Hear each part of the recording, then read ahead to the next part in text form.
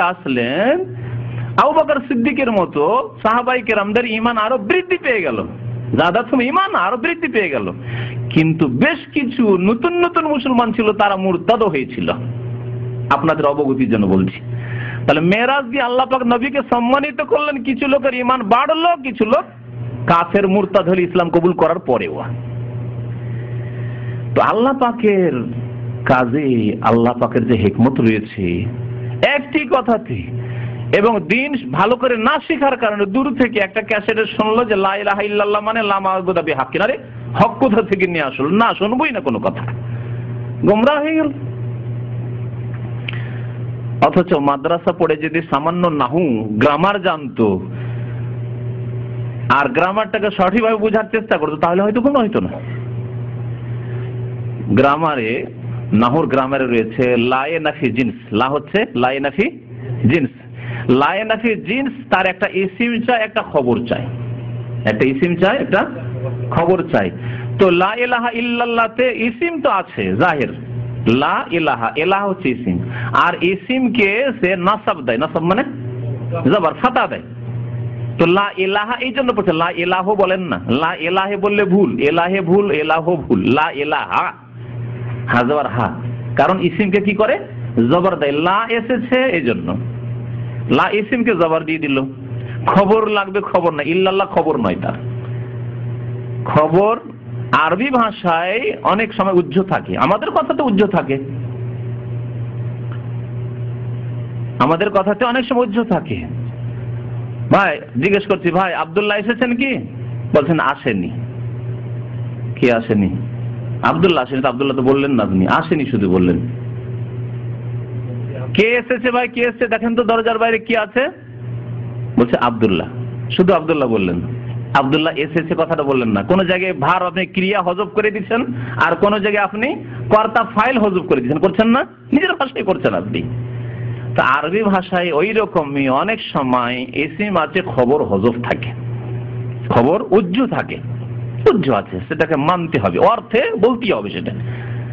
লা ইলাহা ইল্লাল্লাহ যদি শাব্দিক অর্থ করেন, এলাহ নেই আল্লাহ ছাড়া, শাব্দিক অর্থ কি হবে? এলাহ নেই আল্লাহ ছাড়া। একে তো খবর এখানে হইল না।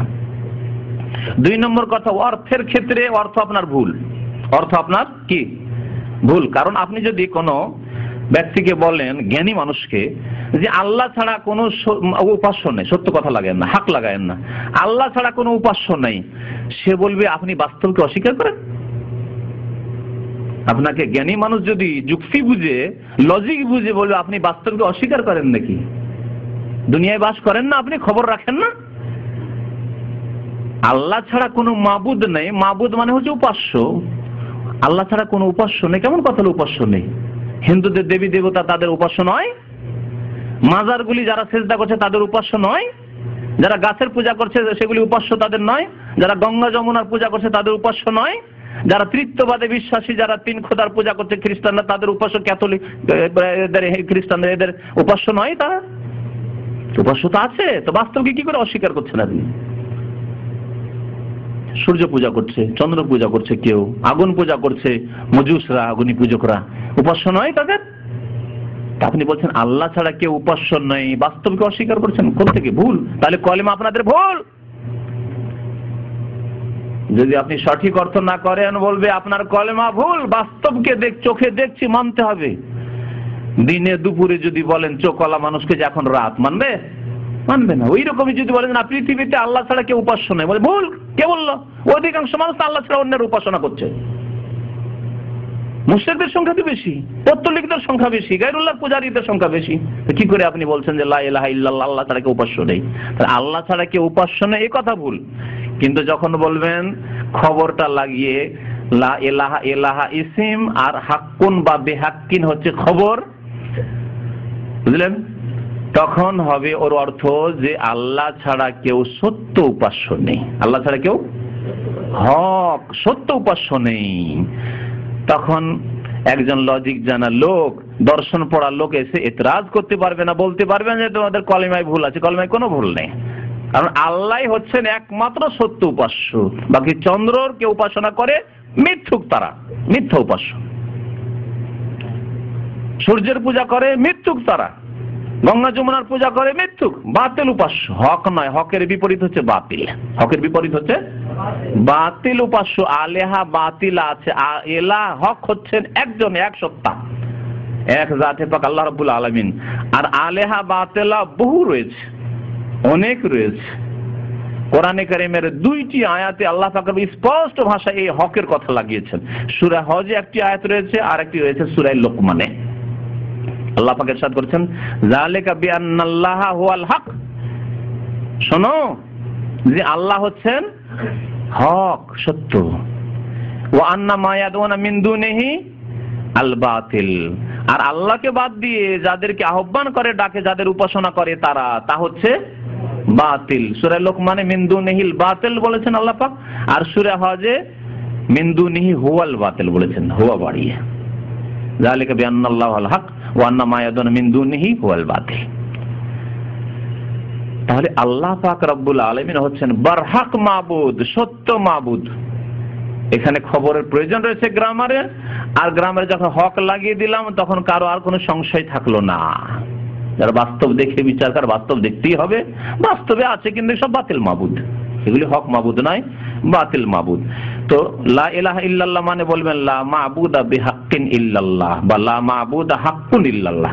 বিহাক্কিন না বলে বা না লাগিয়ে, হারফে জার না লাগিয়ে যদি লা মাবুদা হাক্কুন সরাসরি, তাহলে পেশ দিল লা, ইসিমকে নাসাব দিল লা ইলাহা মাবুদা, আর হাক্কুন ওকে জাম্মা দিল, খবরকে জাম্মা বা পেশ দিয়ে থাকে।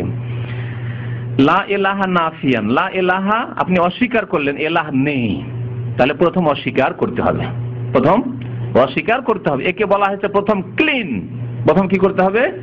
ক্লিন করতে হবে, পরিষ্কার করতে হবে, তারপরে সেখানে কোনো কিছু সাজাতে হবে। এটা হচ্ছে দুনিয়ার রীতিনীতি, আর এটি হচ্ছে তৌহিদ। দুনিয়ার রীতিনীতি হচ্ছে আপনি কোনো নতুন বাসায় গিয়েছেন, তাহলে প্রথম গিয়ে মাল সামান সেট করবেন, হ্যাঁ, খাট, আলমারি, আপনার যে আসবাব সামান পত্র রয়েছে সেট করবেন না প্রথম ক্লিন করবেন? প্রথম ক্লিন করবেন, প্রথম ঘরটা ক্লিন করে, বাসা ক্লিন করে, তারপরে মাল সামান সেট করবেন। কম্পিউটার কিনেছেন, কম্পিউটারের যুগ, প্রথম নতুন নতুন আপনার প্রোগ্রাম তাতে ইনস্টল করবেন না, যেগুলি আজে বাজে জিনিস রয়েছে সেগুলিকে আপনি ডিলিট করবেন? হ্যাঁ, প্রথম ডিলিট করে সাফ করে পরিষ্কার ক্লিন করে তারপরে তাতে আপনি ভালো ভালো প্রোগ্রাম দিবেন, কারণ হতে পারে ভাইরাস থাকতে পারে, সবগুলি এফেক্টেড করে দিবে, নষ্ট করে দিবে সবগুলিকে। আজকাল মুশরিকদের অবস্থা এরকমই, পৌত্তলিকদের অবস্থা এরকমই, কবর মাজার পূজারীদের অবস্থা এরকমই। হাজার হাজার কবর মাজা পীর দরবেশ ফকির, হ্যাঁ, এখানে ঢুকে আছে, আর ওর মধ্যে লা ইলাহা ইল্লাল্লাহ। বন জঙ্গলের মধ্যে যদি ধানের চাষ করতে চান, পাটের চাষ করেন, আখের চাষ করেন, হবে কি করে? বন জঙ্গলে কি আর চাষাবাদ হয়? হবে না, বন জঙ্গল সাফ করতে হবে। এই চাষিদের ফর্মুলাও যদি বুঝতো তাহলে শিরক বিদআত থেকে মুসলিম জাতি মুক্ত হয়ে যেত। লা ইলাহা, ইলাহ নেই, উপাস্য নেই, দোয়ার হকদার নেই, ইবাদত বন্দেগীর হকদার নেই, সিজদার হকদার নেই, কোনো কিছু কারো কাছে চাওয়া নেই, ইল্লাল্লাহ, আল্লাহ ছাড়া। দোয়া করবেন একমাত্র আল্লাহর কাছে, সিজদা করবেন একমাত্র আল্লাহকে, জি, তওয়াফ করবেন একমাত্র আল্লাহর ঘরের, জি, গিলাপ চড়াবেন একমাত্র কাবা ঘরের উপর, আর কোথাও না। মাজারে গিলাপ চড়াতে যাবেন না। বা খাসি মোরগ জবাই করবেন আল্লাহর জন্য, বিসমিল্লাহ, আল্লাহু আকবার, আল্লাহর জন্য। এবং কুরবানির সময় অথবা আপনার নিজের খাওয়ার জন্য করলেও আল্লাহর সন্তুষ্টির জন্য আপনি আল্লাহর নাম নিয়ে, কোনো পীরের সন্তুষ্টি কামনায়, কোনো মাজারে গিয়ে, কোনো ওরসের মেলায় গিয়ে, আস্তানায় আট্রসিতে গিয়ে, মাইজভান্ডারিতে গিয়ে, ওইসব নয়। আজমিরে গিয়ে বড় বড় ডেক চড়বার, সেখানে গিয়ে খাসি গরু আর উট জবাই করবেন খাজা বাবার সন্তুষ্টি লাভের জন্য না। তাহলে আপনার আগাছা ভাইরাস ঢুকে আছে মগজে শিরকের। এখানে আবার নামাজ, রোজা, হজ, যাকাত রেখে সাজালে কাজ হবে না, কাজ হবে না, সবকে নষ্ট করে দিবে। লা ইলাহা নাফিয়ান জামিয়া মা ইউবাদু মিন দুনিল্লাহ, আল্লাহ ছাড়া যে সমস্ত কিছুর পুজো পাঠ হচ্ছে, উপাসনা হচ্ছে, সবকে অস্বীকার করে, না করে দিয়ে ইল্লাল্লাহ বলবেন। লা ইলাহা করে ক্লিন করলেন, তারপর ইল্লাল্লাহ করে সাজালেন। লা ইলাহা ইল্লাল্লাহ নেই মানে বাতিল মাবুদগুলি নেই, সব হটাও, সরাও। ইল্লাল্লাহ এখন সাজান আল্লাহ ছাড়া। মুসবিতান, ইল্লাল্লাহ মানে মুসবিতান আল ইবাদাতা লিল্লাহি ওয়াহদাহু, একমাত্র আল্লাহর জন্য সমস্ত ইবাদত বন্দেগীকে সাব্যস্ত করে, লা শারীকা